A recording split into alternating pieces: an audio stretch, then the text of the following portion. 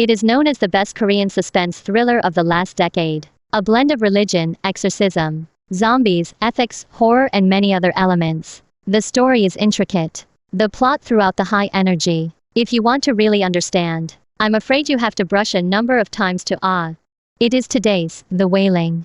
The story takes place in a remote village in South Korea. The village has long been quiet and peaceful, but today it ushered in the first gruesome murder case. The local police officer, Jong, was notified to rush out, and before entering the crime scene, he heard a burst of heartbreaking cries. And when he approached, he could not bear to look at it. But the strange thing is that the murderer did not run. He was deadly, leaning on a pillar. Covered in blood, the house was the two people he killed. The scene made everyone look sideways. The police were dumbfounded. How much revenge is this in order to do this poison? Just see the murderer's eyes rolled back. Both hands abscess. The forensic doctor initially decided that he went crazy because he had mistakenly eaten poisonous mushrooms to kill people. But is it really that simple? Officer Jong's colleagues recently heard some rumors that a mysterious Japanese man came to the village some time ago. Since then, strange things have been happening. One day a hunter went up to the mountain to hunt and accidentally fell down the slope and passed out. And when he got up, he saw the Japanese man gnawing on a dead deer, with a blood-red glint in his eyes. This murder case is likely to be related to him. After listening to the police officer, Jong does not believe in any gods and ghosts. He said the autopsy reporter out. To believe in science, believe in forensics? And colleagues continue to ask how people can eat the wrong mushrooms into that kind of virtue. The words just fell. The police station suddenly lost power. Lightning and thunder, a woman standing outside the house, like a walking corpse, staring straight at them. When the two men gathered the courage to go out to check, the woman disappeared again.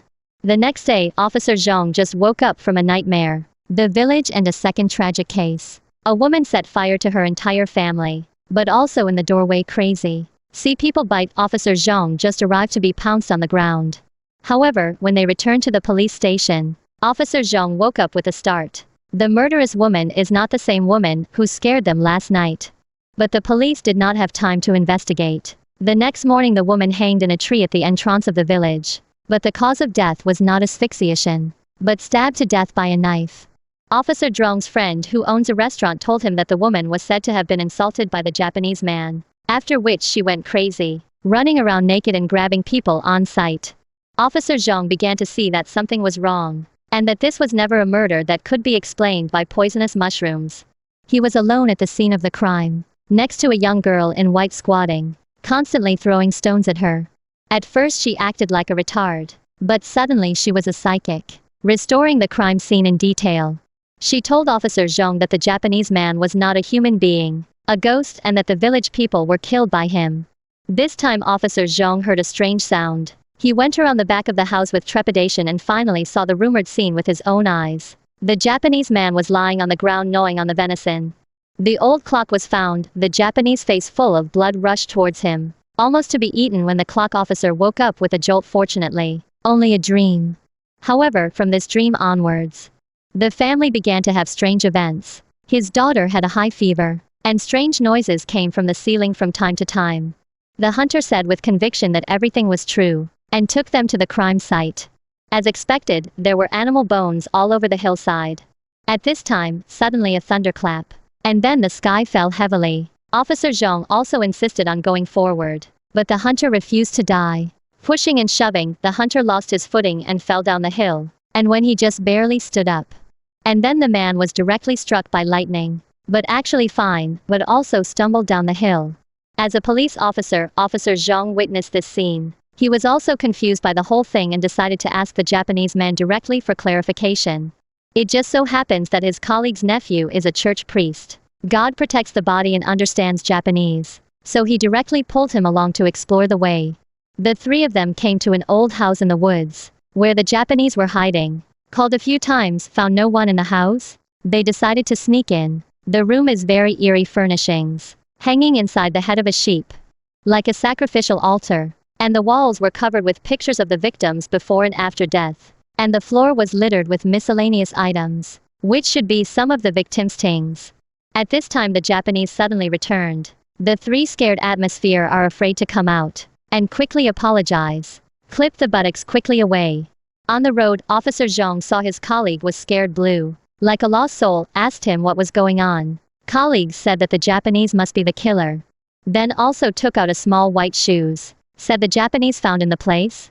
A closer look, the shoe is not exactly the old clock daughter. No wonder the daughter is always feverish. And also a big change in temperament. It is the Japanese made the ghost.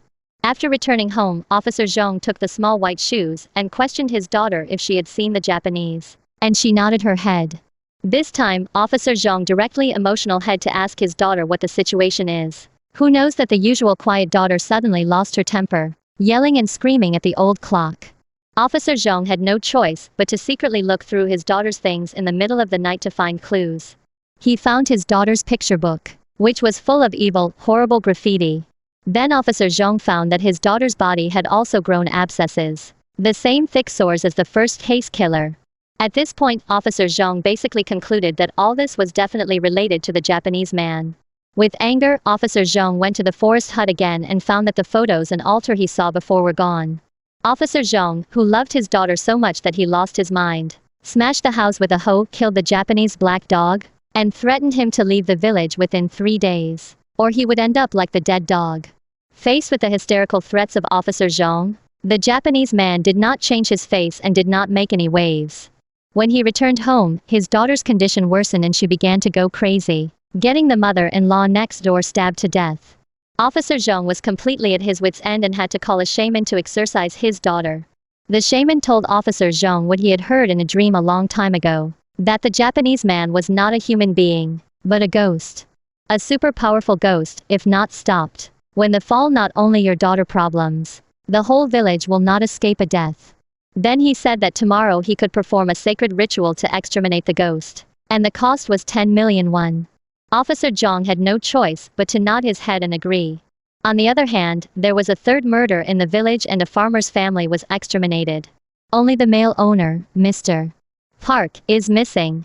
The camera pans around and the Japanese find the missing Mr. Park in the field, covered in poos and dead in his car.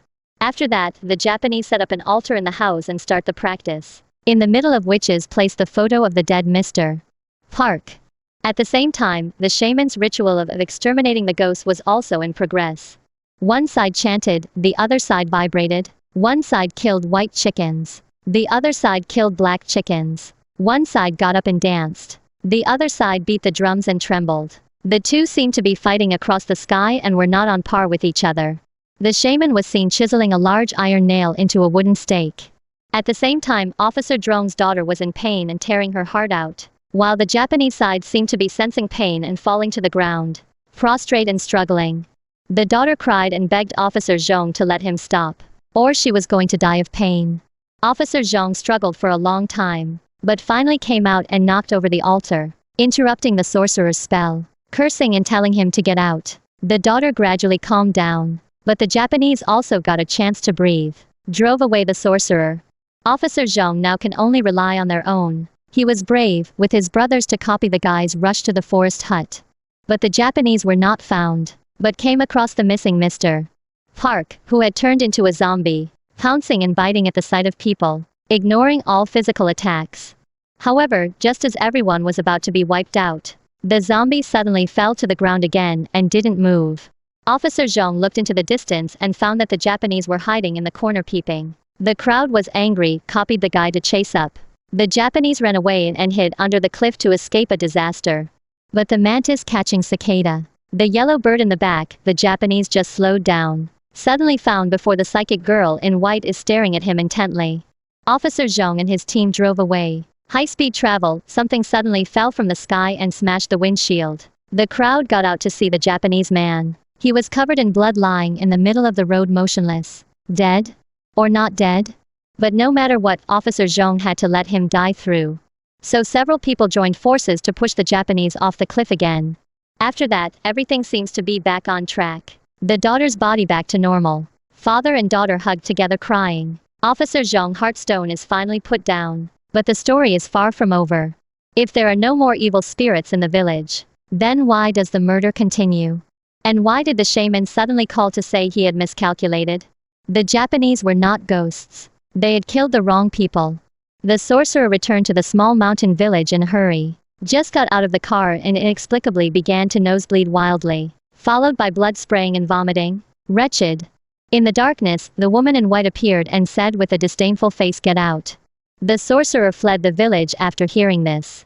Afterwards, Officer Zhang received a call from the wizard, who told Officer Zhang that he had miscalculated before, that you had killed the wrong people, that the Japanese were innocent, and that all the sneaky things he did in the village were actually to save people.